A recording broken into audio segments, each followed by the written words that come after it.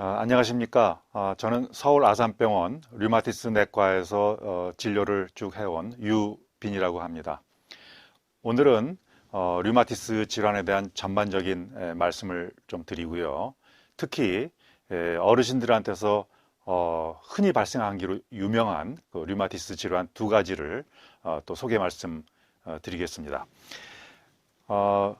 류마티스 질환이라 하면 우리가 쉽게 표현드리자면 여기저기가 쑤시고 아프다 하면 일단 류마티스 질환이 아닌가 한번 의심해 봄직합니다. 흔하게는 류마티스 관절염, 퇴행성 관절염, 루푸스, 근염, 강직 척추염, 통풍 그런 것들이 알려져 있는데요. 아마도 이 중에 한두 개는 이전에 들어보셨을 가능성이 있습니다. 이런 증상이 주로 나타납니다. 우선 아파요. 아프기 때문에 특히 어느 부분이 아프냐면은 관절, 근육, 그런 데가 아픈데 특히 아침에 심한 경우가 많습니다. 그리고 또 유명한 증상 중에 하나가 뻣뻣함입니다. 보통 우리 아침에 일어나면은 좀 몸이 뻣뻣할 수 있습니다. 근데 대부분은 잠깐 뭐 한 5분 내외로 그냥 뻣뻣함이 풀리거든요. 그렇지만 이 류마티스 질환인 경우에는 그 뻣뻣함이 굉장히 오래 갑니다. 보통 뭐 1시간 이상 가기도 하고, 특히 이제 한 자세로 오래 앉아 있다가 움직일 때 그런 뻣뻣함이 특히 아주 심하게 발생을 하죠. 그래서 아침에 주로 발생하기 때문에 뭐 아침 강직 혹은 뭐 조조 강직 그런 표현을 하기도 합니다. 그리고 류마티스 질환의 특징 중에 하나가 붓는다는 것입니다. 염증이 있기 때문에 붓는 것인데요. 주로 이제 관절 주변이 붓고 또 간혹 열감이 느껴지기도 하고요. 만져보면은 아프고 또 움직이기가 좀 뻣뻣하죠. 그리고 류마티스 질환에 또 잘 나타나는 것들이 전신 증상인데요. 그 전신 증상이라 하면은 괜히 쉽게 피로하고 예전보다 이렇게 에너지가 없는 것 같고 좀 무기력한 그런 느낌을 느끼는 것이 이 류마티스 질환의 특징이 되겠습니다. 뭐 그 개별적으로 조금 말씀을 드리자면 퇴행성 관절염의 경우에는 무릎이라든지 고관절, 히프라고 하죠. 그다음에 손가락 끝마디 등에 통증이 나타나고 특히 이제 움직일 때 증상이 심해지는 경향이 있습니다. 류마티스 관절염은 이런 손가락, 발가락 그런 작은 관절에 그것도 좌우가 대칭적으로 이렇게 나타나기도 하고요. 물론 무릎이라든지 팔꿈치, 어깨에도 오기도 합니다. 특히 이제 류마티스 관절염은 아침 강직이 아주 특징인데요. 그것도 아주 1시간 이상 지속하는 경우가 흔합니다. 통풍도 들어보셨겠지만 주로 엄지발가락에 아주 갑자기 나타납니다. 아주 통증의 정도가 아주 극심하기 때문에 뭐 자다가 깨기도 하고요. 벌겋게 붓기도 하고 뭐 제대로 걷기가 힘듭니다. 되게 평상시보다는 다른 쩔뚝거리는 걸음을 하기도 합니다. 강직 척추염은 허리가 서서히 이제 굳고 아프면서 굳는 것인데 주로 이것도 허리가 아프다고 하면 아침에 주로 심합니다. 오히려 운동을 하면 조금씩 좋아지는 특징이 있습니다. 한번 잠깐 또 볼까요? 이거는 이제 2002년도에 나온 영화 포스터인데요. 여기에 그 주인공으로 나오신 이 할머니를 보세요. 특히 이제 할머니 한번 오른손을 보세요. 오른손이 울퉁불퉁하죠. 저게 아주 전형적인 그 퇴행성 관절염의 손입니다. 글쎄, 할머니가 웃으시는 거 봐서는 그렇게 아파하시는 것 같지는 않는데 이게 이제 사람에 따라서는 이 손마디가 특히 아침이나 뭐 쓰고 나면은 조금 아프다. 그다음에 손이 좀 굵어진다라고 하는 그런 증상을 호소하시는 분이 흔하세요. 대개 한 여자분들의 경우에는 40대, 50대 폐경기 전후로 해서 이런 것들이 발생을 하고요. 집안 내력이 있는 경우가 종종 있습니다. 그리고 할머니 저 멀리서 걸어오시는 장면을 보면은 허리가 약간 구부정하면서 특히 무릎이 약간 좀 손을 얹고 있는 모습이 불편해 보이죠. 아마도 이 할머니는 저 무릎에 퇴행성 관절염이 있을 것이다 생각을 할 수가 있습니다. 이 퇴행성 관절염은 그냥 그 아픈 부위에만 증상이 있기 때문에 사실 장수하는 데는 크게 지장이 없습니다. 이 할머니도 실제로 이 영화를 찍을 때는 70대였었지만 90대까지 장수를 하셨다고 합니다. 다음 이 사진은 이제 퇴행성 관절염과는 다른 류마티스 관절염 환자의 손입니다. 손이 변형이 와서 지금 바깥쪽으로 이렇게 틀어진 모습인데요. 물론 이제 류마티스 관절염 환자가 발병을 한다고 해서 하루아침에 이런 것이 생기는 것은 아니고요. 대개 수년간에 걸친 그런 증상이 지속됐을 때 이런 변형이 오기도 합니다. 요즘은요, 치료가 많이 발달돼서 예전에 그런 보이던 변형들은 점점 줄어드는 추세가 되겠습니다. 이거는 이제 급성 통풍 발작의 모습인데요. 보시다시피 이 엄지발가락 부분이 지금 벌겋죠. 부풀어 올라 있고요. 아마 이분은 아마 손도 못 대게 아플 겁니다. 물론 발가락을 움직일 수도 없고요. 이게 아주 전형적인 급성 통풍 발작의 모습이 되겠습니다. 이건 이제 강직 척추염의 거의 한 30년에 걸친 옆모습인데요. 이분이 이제 여기 보면 1947년도에 그 옆모습을 보면은 비교적 고든 척추를 갖고 있었는데 10년마다 이게 보면 점점 구부러진 모습을 볼 수가 있습니다. 이분은 아마 젊었을 때 아침마다 일어날 때 허리가 아팠고, 근데 아픈 거를 아마 그냥 뭐 참든지 하여튼 뭐 치료를 했겠지만 이 당시에는 치료가 그렇게 썩 좋지가 않아서 그런지 이렇게 아주 구부러진 그런 강직 변형을 보이고 있습니다. 이 강직 척추염도 요즘 치료가 많이 좋아져서 이러한 변형을 보이기는 이제 요즘 쉽지가 않습니다. 치료가 좀 많이 발달을 한 상황이죠. 자, 여기까지 이제 류마티스 질환이라는 거를 간단히 제가 소개를 해 올렸고요. 이제 노년기에 어르신들한테 잘 발생하는 질환이 있습니다. 두 가지만 말씀드리자면은 다발성 류마티스란 질환하고 그다음에 아통풍이란 질환이 이 두 가지가 특히 이제 70대 주변, 뭐 80대 그때 발병을 잘합니다. 그래서 우리가 노년기에 류마티스 그런 말을 쓰기도 하는데요. 이 다발성 류마티스는 주로 50세 이상, 특히 이제 70세 이상 어르신들에서 많이 발생하는데요. 이 어깨라든지 목, 엉덩이, 허벅지 등 그런 몸의 주로 큰 관절 주변으로 해서 근육이 뻣뻣해지고 아픕니다. 보통 류마티스 관절염은 손가락이나 발가락 그런 작은 관절인 거에 비해서 여기는 주로 아주 큰 관절에 발생을 하고요. 특히 아침에 심합니다. 그래서 아침에 어르신께서 일어나기를 힘들어 하세요. 이전까지는 아침에도 아주 잘 일어나시던 분이 어느 날 아침 갑자기 아침에 잘 못 일어나시고 아주 힘들어 하십니다. 그래서 보시다시피 이런 어깨, 양쪽 어깨가 굉장히 아주 아파하죠. 그래서 도대체 이게 왜 이렇게 갑자기 이런 증상이 생기지 하고 심지어는 이게 잘 못 일어나니까 아침에 내가 이거 풍이 왔나, 중풍이 왔나 그렇게 의심하는 분들도 계세요. 볼까요? 이렇게 여기 그림에 보시다시피 이런 어깨 주변으로 해서 그다음에 허벅지, 엉덩이 그런데 주로 이렇게 염증과 통증이 분포를 합니다. 이게 비교적 갑자기 생겨요. 그래서 전날까지 잘 주무시고 자리에 드셨는데 그날 아침부터 이런 증상이 생긴다든지. 그래서 왜 그럴까 하면서 여기저기 이제 병원에 다니시지만 곧바로 진단을 내리지 못하는 경우가 또 종종 있습니다. 그래서 이 류마티스 질환이 의심될 때는 그 관절 류마티스 내과를 찾아가시면은 좀 빨리 그 궁금증을 해소하실 수 있습니다. 이 다발성 류마티스도 아침에 뻣뻣합니다. 그래서 몸이 굳고 움직이기 어려운 증상이 뭐 30분 이상, 뭐 1시간 이상 지속을 하죠.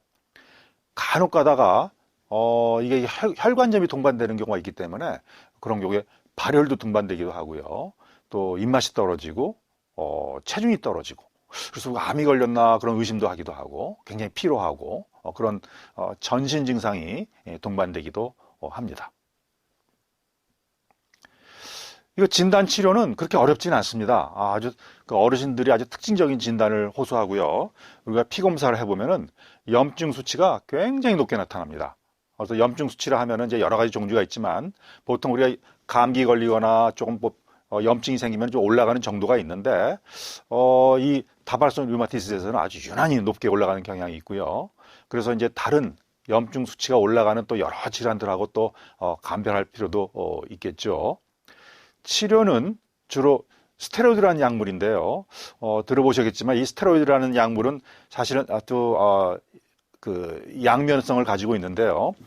굉장히 잘 사용하고 적재적소에 사용하게 되면은 아주 우리를 낫게 해주고 심지어는 생명도 구해주는 아주 좋은 약이지만 혹시라도 이제 오남용을 하게 되면은 또 여러 가지 각종 부작용이 많은 약이기도 합니다. 그렇지만 이 다발성 류마티스의 치료에 있어서는 아주 1등 공신의 약이 됩니다. 그래서 증상이 빠르게 호전되기 때문에 환자분들이 굉장히 좋아하시고요. 그래서 이게 좋아진다고 임의로 중단하면 안 됩니다. 이거는 의사 지시에 따라서 아주 스케줄에 따라서 천천히 대개는 1년 이상 아주 천천히 우리가 줄이면서 복용을 하면은 호전을 보일 수가 있습니다.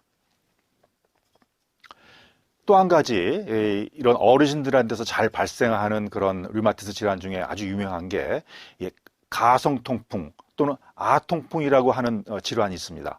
우리가 통풍은 제가 전에 말씀드렸지만 이 통풍이라는 질환은 사실은 요즘은 젊은 나이에도 많이 생겨요. 뭐 20대, 뭐 30대, 40대에 발생을 하지만 이 아통풍이라는 질환은 대개 한 70대 전후, 뭐 80대 그때 발병을 하기 때문에 이 어르신들의 류마티스라고 제가 명명을 했습니다.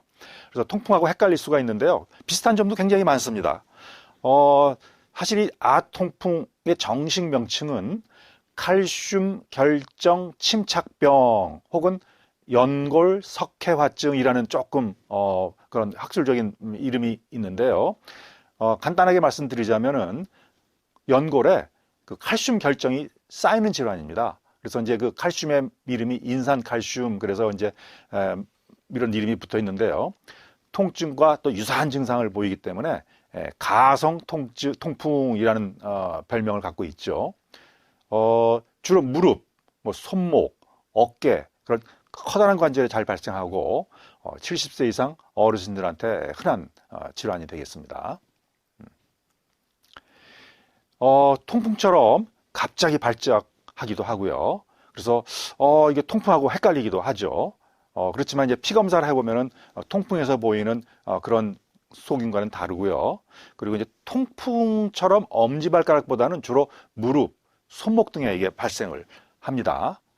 또 간혹 이 아통풍이라는 이런 질병이 만성관절염처럼 발병하기도 합니다. 그래서 퇴행성 관절염하고도 유사하기도 하고, 그래서 뻣뻣함이 나타나기도 하고, 간혹 류마티스처럼 나타나기도 하고, 이런 것들은 이제 류마티스 전문가가 보면은 이제 구별을 할 수 있을 거고, 또 오래되게 되면은 관절이 변형되기도 합니다. 보시다시피 이렇게 손 모양이 이렇게 좀 약간 두껍기도 하지만은 모양이 변형이 와 있죠. 이 엑스레이를 보시면은 이 엑스레이가 이렇게 퇴행성 관절염의 원래 모습을 약간 보이기도 하지만은 이 연골에 보면은 허연 것들이 잘 끼어 있는 게 있습니다. 이게 바로 칼슘을 나타내는 거죠. 그래서 칼슘이 연골에 침착돼 있구나라는 걸 우리가 엑스레이를 찍어보면 알 수가 있습니다. 이제 확진은 우리가 이제 관절에 물을 뽑아가지고 현미경으로 보게 되면은 이런 결정을 보게 됩니다. 여기에 지금 약간 네모나게 있는 것들이 이게 이제 이 칼슘 결정체고요. 이런 것들을 우리가 현미경으로 보게 되면은 아통풍을 확진을 하게 됩니다. 그 다음에 이제 통풍과 비슷하다고 그랬는데요. 그 옆에 보면 바늘 모양으로 된 거, 바늘 모양으로 된 이 결정은 통풍 결절이 됩니다. 그래서 물을 뽑았더니 어떤 결정이 나오냐에 따라서 진단이 통풍일 수도 있고 아통풍일 수도 있고 그런 것이 되겠습니다. 자, 이 진단은 대개 이제 엑스레이를 보고 그다음에 관절액을 뽑아서 검사를 해보면은 진단이 어렵지 않게 될 수 있고요. 자, 치료는 대개 이제 뭐 소염제를 쓰거나 이런 약물 치료를 하기도 하고요. 아주 심한 경우에는 관절에다가 스테로이드 주사를 놓게 되면은 아주 호전이 빠른 걸 볼 수가 있습니다. 또 보조적인 치료로서 그 냉찜질을 하고 이제 휴식을 취하면은 이 아통풍의 치료도 그렇게 어렵지는 않습니다. 이제 문제는 자꾸 발병하는 경우가 있는데요. 이제 발병하는 경우에는 우리가 또 거기에 따른 여러 가지 약물 치료를 하게 됩니다. 자, 그럼 도대체 이제 여러 가지 이제 류마티스 질환의 종류가 많은데 이런 질환들이 도대체 왜 걸릴까? 우리가 이제 한번 생각을 해보겠습니다. 대개는 크게 두 가지로 나눕니다. 유전적인 요인이 있고요. 뭐 쉽게 말씀드리면 집안 내력인 거죠. 이건 뭐 내가 어쩔 수가 없는 거죠. 어머니 아버지한테 타고난 물려받은 그런 체질이기 때문에 그런 유전적 요인이기 때문에 면역 체계가 이상이 와서 이런 류마티스 질환이 걸린다고 하고 또 마찬가지로 그 쌍둥이인 경우에는 똑같은 그런 유전적인 경향을 받았지만 형은 걸리고 동생은 안 걸리고 그런 경우가 있거든요. 그런 경우에는 이거는 유전적인 요인뿐만 아니라 어떤 주변의 환경적 요인도 관여하리라 그렇게 추정을 하고 있습니다. 그래서 우리가 그 의심하는 환경 요인 중에 하나가 비만이라든지 뭐 과도하게 관절을 사용한다든지 혹은 흡연을 한다든지 혹은 각종 어떤 바이러스에 감염된다든지 그런 것들을 의심하고 있죠.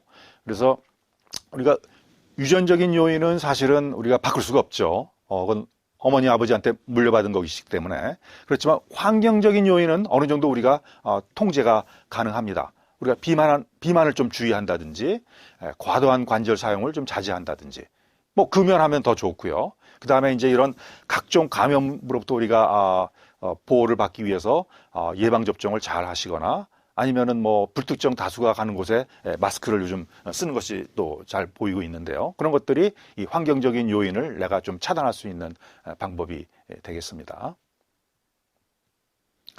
자, 관리를 어떻게 하면 되겠느냐 그러면 사실은 류마티스 질환에 해당되는 것이기도 하지만 그러니까 일반적인 우리 전반적인 심폐기능을 포함한 전반적인 건강관리에도 이것이 도움이 될 거라 생각을 합니다. 꾸준한 운동, 유산소 운동 그런 것들이 도움이 되죠. 그래서 운동을 어떻게 하면 좋겠느냐라고 이렇게 질문을 우리가 받을 때 대개 한 30분에서 1시간 정도 하시면 됩니다. 어떤 운동을 하면 되느냐? 뭐 여러 가지 뭐 수영도 있고 뭐 걷기도 있는데 제일 간편한 것들은 걷기입니다. 보통 버스 한 정거장 정도 보통 한 30분 정도, 30분 정도 걸으면은 그것도 매일 해주신다면은 아주 굉장히 훌륭한 운동이 되겠습니다. 자전거 타기는 사실은 전 한번 넘어지게 되면 부상이 위험이 크기 때문에 저희가 그냥 실내 자전거를 타시거나 그렇게 그걸 권하죠. 근력 운동도 굉장히 중요합니다. 이제 이게 연세가 드시면서 근육이 점점점 빠지게 되는데요. 이게 약해진 근육을 강화하기 위해서 늘 근육 운동을 해서 근육이 빠지지 않도록 하는 것도 굉장히 중요한 요소가 되겠고요. 그래서 스트레칭도 해주시면 굉장히 좋습니다. 이게 아침에 일어나시면 좀 굉장히 뻣뻣하시잖아요. 그러면 이제 아침에 일어나서 그냥 모든 관절을 조금 가볍게 체조를 하면서 풀어주시면은 굉장히 도움이 되겠습니다. 운동이 좋다고 하니까 또 너무 혹시 과도하게 해서 하면 좋지 않기 때문에 운동을 하다가 통증이 심해질 때는 그때 즉시 운동을 쉬는 것이 필요하고 무리한 운동은 절대로 피하시는 게 좋겠습니다. 먹는 식습관에 대해서는 우리가 이제 보통 뭐 각종 뭐 여러 가지가 얘기되고 있지만 저희가 한마디로 말씀드리자면은 골고루 그다음에 체중 관리를 비만을 피해서 하시라라는 것이 간단한 정답이 되겠습니다. 그래서 적정 체중을 유지하는 것이 좋겠고요. 또 골고루 영양 섭취를 위해서 뭐 채소, 과일, 뭐 콩물 그런 것들이 권장이 되고 있습니다. 뭐 각종 비타민이라든지 뭐 여러 가지 영양제, 건강식품 그런 거에 대해서는 한번 담당 의사라든지 그런 상의를 받아보시는 게 좋겠고요. 이런 건강한 식습관을 유지하시는 분들한테서는 뭐 그렇게 적극적으로 권장되지는 않습니다만 개개인별로 그거는 한번 문의를 하시기를 바랍니다. 또한 충분한 휴식도 중요합니다. 너무 무리한 것은 좋지 않다고 말씀드렸는데 관절에 부담을 주지 않도록 하기 위함이죠. 그리고 스트레스도 굉장히 안 좋습니다. 집안에 어떤 굉장히 안 좋은 일이 있거나 혹은 주변에 어떤 안 좋은 일이 있을 때 이런 류마티스 질환이 악화되는 경향이 종종 있기 때문에 이건 나름대로 스트레스 관리법을 터득하실 필요가 있겠고요. 정기적인 검진도 굉장히 도움이 됩니다.